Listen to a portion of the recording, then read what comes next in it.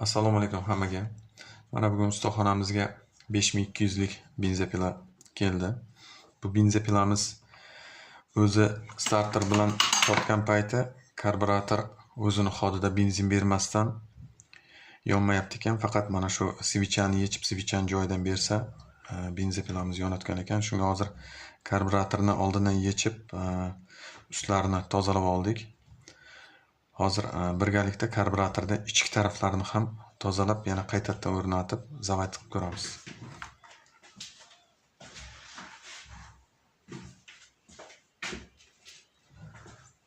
Mana karburatorimizni oldindan yechib, ustlarini yuvib oldik.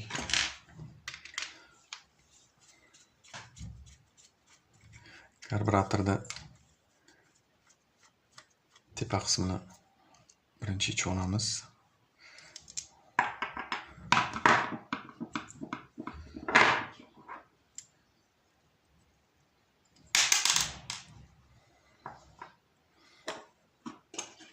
Endi mana bu tomonda setkachasi bo'ladi. Shu benzinni karburatorda ichiga tortadigan mana shu qora turbadan bunga keladi birinchi benzin.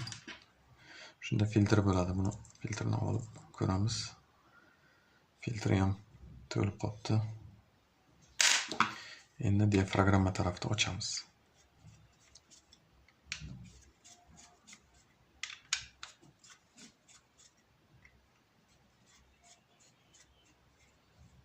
Bu tarafini ham ochib oldik.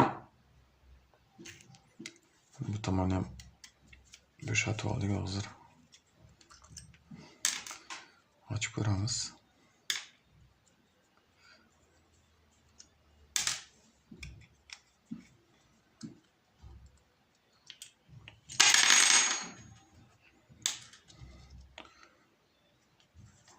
Tepalari ham musor bo'lib qolibdi. Bu tomondagi bu diafragmamizda vazifasi mana shu tomonda nipilchigi bor. Shu nipilchigi mana shu diafragma.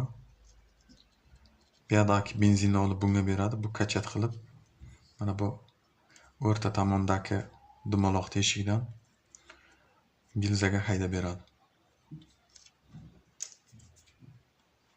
Buni hozir ozgina benzin shpritsni olib, bu tomon ichkari taraflar bilan hamma joyini bir yuvib chiqib, keyin o'zini sim bor, sim bilan ham tozalab tashlaymiz. Mana hozir benzin bilan yuvib oldik. Endi mana shunaqa prujnalik simimiz bilan mana diafragmani pastki tarafiga qaraganda ko'rinadi, teshiklari bo'ladi. Teshiklariga simlarni bir-bir ochib olamiz.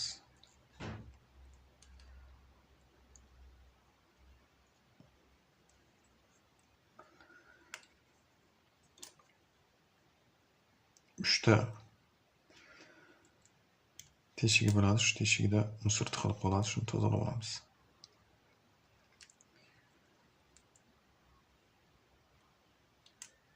Tozalab oldik.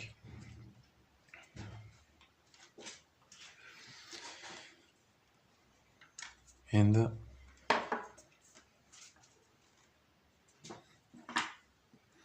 mana kichkinagina setkacha filtrimizni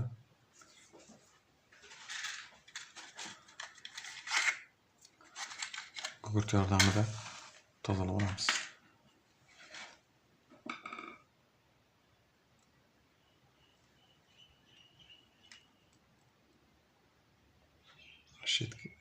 Mana shu setkamizda musor tiqilib qoladi.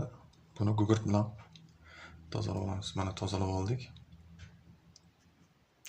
Mana buni tozalab oldik. Endi qaytarib joyiga joylashtiramiz.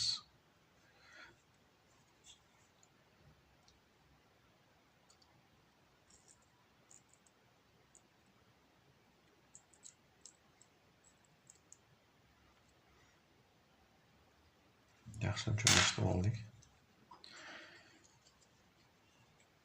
Endi bu tomonni ham yaxshilab joylashtirib oldik. Endi qotiramiz. Endi bu tomonni qotirib bo'lganimizdan keyin bu tomoniga mana benzin kiradigan joyiga kichkina shlanka ulab havo beramiz. Bu yoqdan bosgan paytimiz havo bergan shlankамizdan bosgan paytimiz havomiz qaytib chiqishi kerak. Agarda bosmasdan turib havo chiqsa, buni regirovka qilamiz. Bu yaxshi ekan, hozir regirovkasi qochmagan ekan. Havo berib ko'rdik. Bosgan paytimiz chiqyapti, bosmagan paytimiz chiqmayapti. Bu yaxshi ekan. Endi diafragrammani qo'yib krishkasini qotiramiz.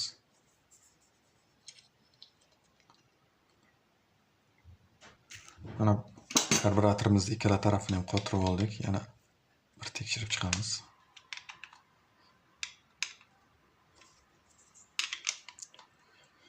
Endi buni benzopilaga qaytarib joylashtiramiz. Keyin ishlatib ko'ramiz. Mana endi benzopilamizga joylashtirib olamiz.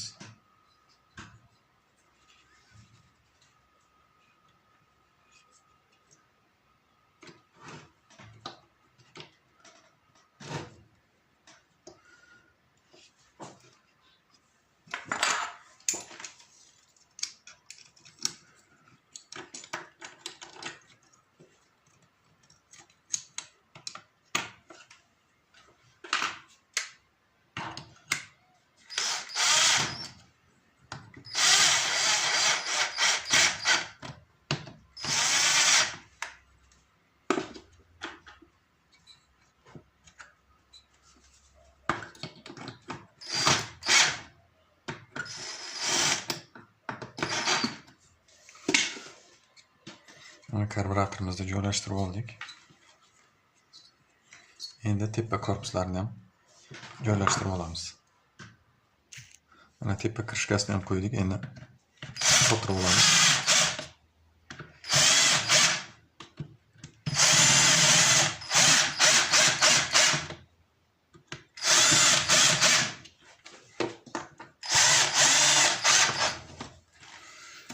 Mana qotirib oldik. Endi bakiga benzin zapravka qilib yoqib ko'ramiz.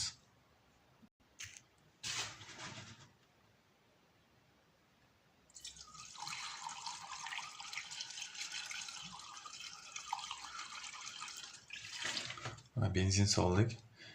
Endi zavat qilib ko'ramiz. Endi baklarni qotirdik benzin quyib bo'lganimizdan keyin. Endi podsosni tortib knopkani tepaga qilib zavat qilamiz. Bismillah.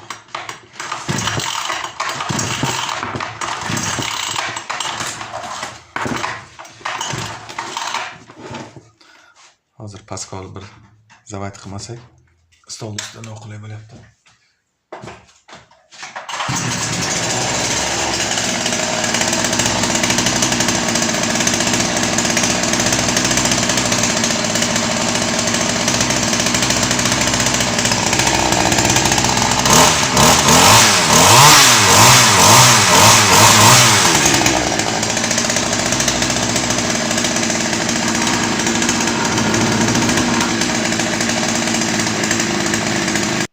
Mana benzapilamiz tayyor bo'ldi. Endi bir yana stol ustida bir yoqib ko'ramiz.